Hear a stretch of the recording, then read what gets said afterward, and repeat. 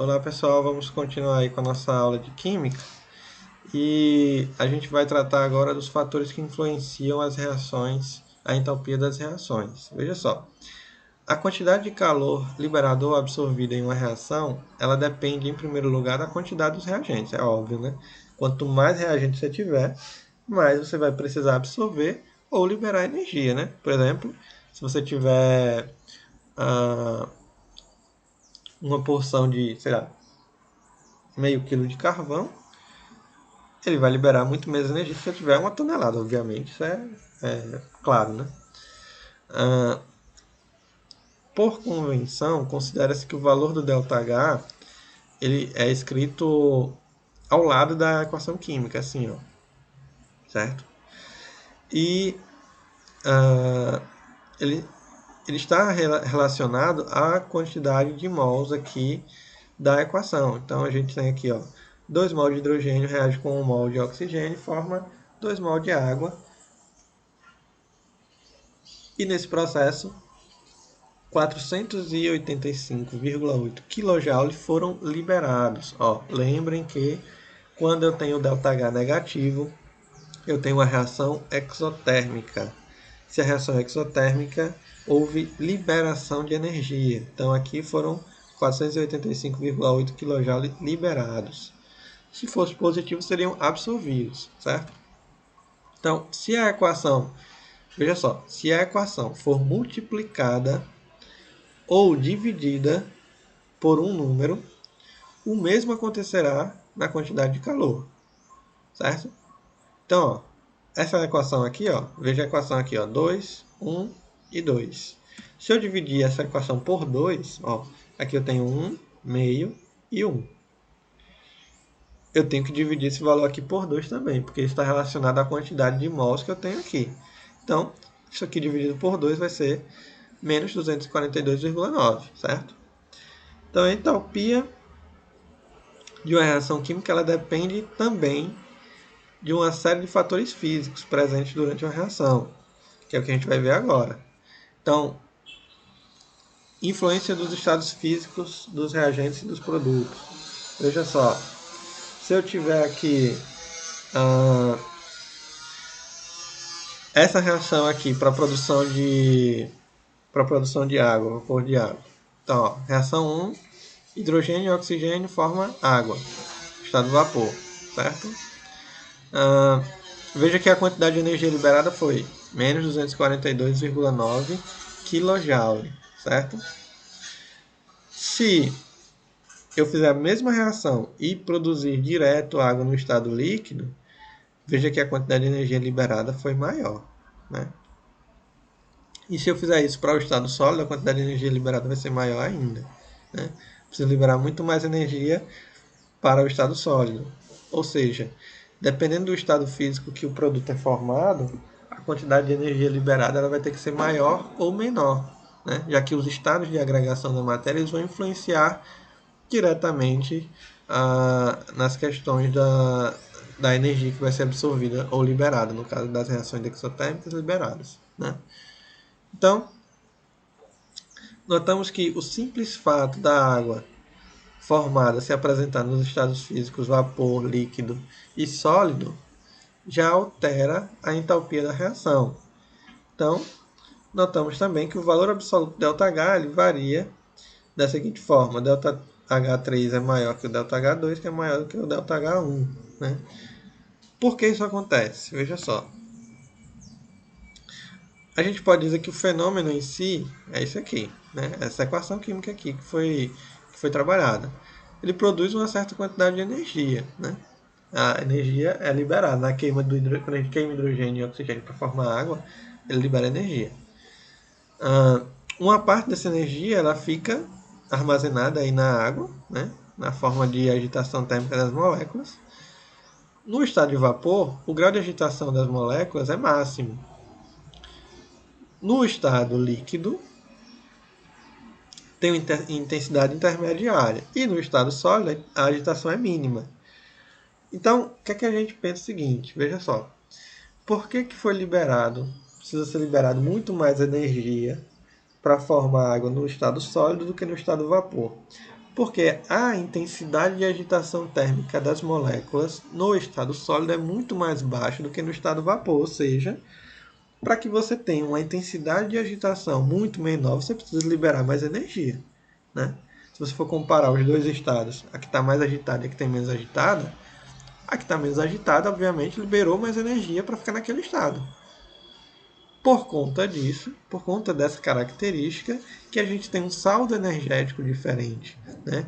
Então, sobra mais energia ou menos energia dependendo do grau de agitação térmica das moléculas. Então, se a gente lembrar, ó, aqui eu tenho o estado vapor, gás, aqui eu tenho líquido e aqui eu tenho gelo. Eles se convertem entre si, né? Então, diminui a agitação, né? Diminui a energia das moléculas nesse sentido, e aumenta a energia liberada também nesse sentido. Por quê? Porque à medida que eu diminuo a agitação das moléculas, eu vou precisar liberar mais energia para que essa agitação diminua, né?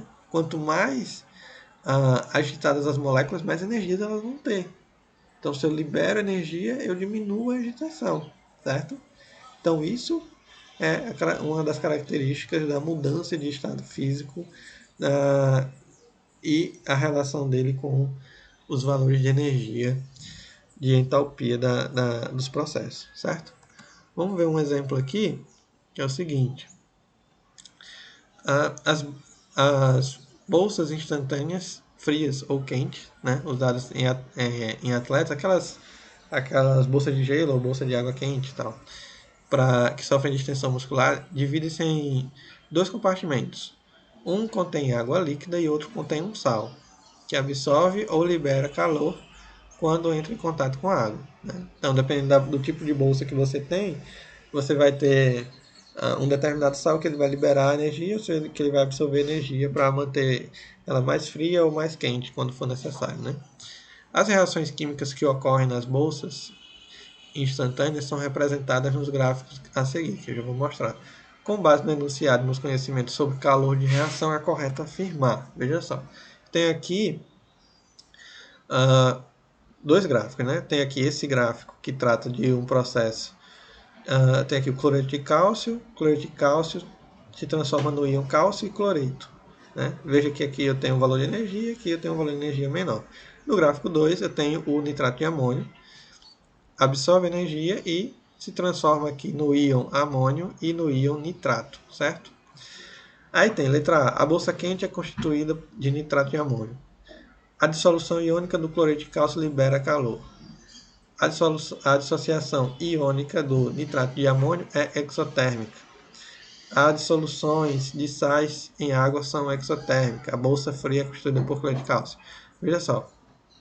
Primeiro, vamos analisar os gráficos. Olha só. Aqui eu tenho cloreto de cálcio, né? O cloreto de cálcio ele se transforma nos íons cálcio e cloreto. Veja que se a gente for tratar de energia, aqui eu tenho mais energia do que aqui. Quando o reagente, lembrem lá, quando o reagente tem mais energia do que o produto, quer dizer que eu tenho uma reação exotérmica. Por quê? Porque a energia do reagente ela foi liberada e o produto foi formado aqui e uma parte da energia que eles tinham aqui foi embora na forma de calor, certo? E esse gráfico aqui é o contrário. Ó. Ele precisa absorver uma quantidade de energia para formar os produtos. Então aqui eu tenho uma reação exotérmica, né? E aqui eu tenho uma reação endotérmica, certo? Isso aqui, ó, essa separação do sal e íons, a gente chama de dissociação iônica, certo? Então, se a gente observar aqui na letra B, ó, a dissociação iônica do cloreto de cálcio, que é esse sal aqui, libera calor. Tá correto. Se a gente pegar aqui o cloreto de cálcio, quando ele se separa, ele libera calor. Então, essa alternativa é a alternativa correta. Aqui, ó. Certo? Aí, ó, se essa reação aqui libera calor, consequentemente ela vai ser a bolsa quente. Aqui está dizendo, ó, a bolsa fria é constituída por cloreto de cálcio. Não é. É a bolsa quente, ele libera calor. E aqui está dizendo, a bolsa quente é constituída por nitrato de amônio. Não é. Ela é nitrato de... Ela é cloreto de cálcio. Essa está errada, essa está errada. Essa aqui, a dissolução de sais em água são exotérmicas, depende do sal. Esse sal aqui libera energia, esse aqui absorve. A dissolução iônica do nitrato de amônio é exotérmica. Ela absorve energia. Toda reação que absorve energia não é exotérmica, é endotérmica. Certo? Então, por conta disso, a letra B é a alternativa correta. Então, vocês têm que observar as alternativas. Você tem que analisar o gráfico da forma que você tem o conhecimento para distinguir essas definições e esses valores aí. Veja que eu não precisei fazer conta, não precisei fazer cálculo nenhum, simplesmente observando o gráfico e analisando as alternativas que eu tenho, certo? Vamos seguindo aqui, tratando de entalpia ainda, aquele mesmo processo que a gente tinha da formação de água. Veja só, a quantidade de energia que eu vou liberar aqui para o vapor, ela é menor do que a quantidade de energia que eu libero no líquido e da quantidade de energia que eu libero no sólido, certo? Por que isso? Porque dependendo do grau de agitação das moléculas, eu vou ter valores diferentes de entalpia. Então, se a gente pegar aqui, por exemplo, a variação de entalpia, eu tenho aqui as variações de cada um desses processos. Se eu quiser saber, por exemplo, a transição daqui para cá ou daqui para cá, vamos para a entalpia de vaporização. Se eu quiser saber a entalpia de vaporização desse processo, se eu quiser saber a entalpia de vaporização da água, o que é que eu pego? Eu pego aqui a entalpia de vaporização da 1 menos a entropia de vaporização 2, né?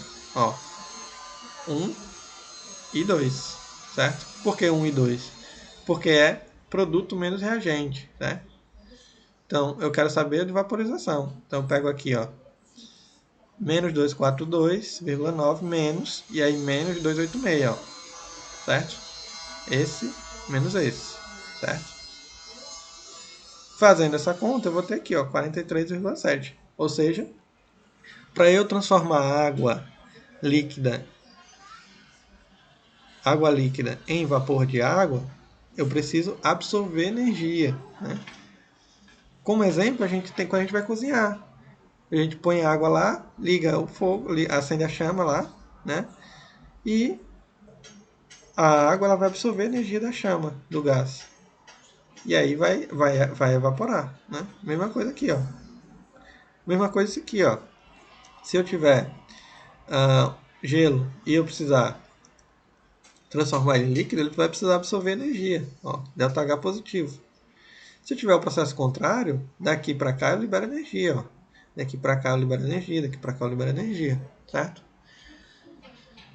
Então vamos seguindo aí. A influência do estado alotrópico, certo? O que é alotrópico? Os alótropos, eles são formas diferentes de substâncias formadas pelos mesmos tipos de elementos, né? Então, influem também na entalpia ou calor das reações diferentes de formas alotrópicas. Por exemplo, o carbono. O carbono ele tem vários alótropos, né? Os mais comuns que a gente conhece com mais frequência são o grafite e o diamante. Mas tem o grafeno, tem carvão, tem fulareno, tem alguns outros alótropos do carbono, né? Esses são os mais comuns. O enxofre tem o monoclínico e o rômbico. O fósforo tem o branco e o vermelho. O oxigênio tem o oxigênio e ozônio, por exemplo. Então, dependendo do tipo de composto que eu tenho formado pelo mesmo elemento, eu vou ter energias diferentes. Por exemplo, quando eu tenho carbono grafite reage com oxigênio para formar CO2, eu vou liberar menos 393,1 kJ, e se for diamante, vai liberar menos 395. Né? Então, mesmo sendo o mesmo elemento, estão em estados alotrópicos diferentes, o que vai influenciar a variação de energia, já que a sua composição ela vai ser diferente. A organização na qual os átomos estão ligados vai ser diferente, certo? A gente fala mais sobre esse estado alotrópico na próxima aula. A gente continua falando sobre isso e vai ver as partes de se der tempo de cálculo de equações termoquímicas, ok? Então, por hoje a gente para por aqui.